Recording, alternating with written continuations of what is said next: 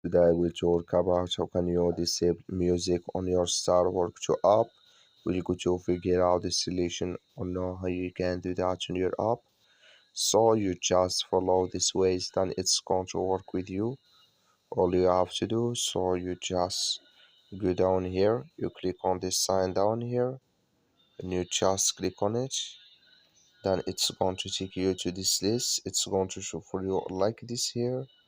Then you click here on settings, you just click on it. So then you come to next step here. Then all you have to do, just come here to music here.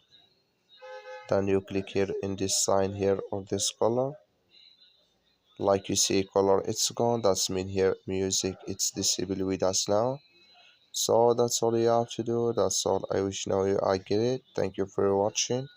Don't forget to support us by liking and subscribe.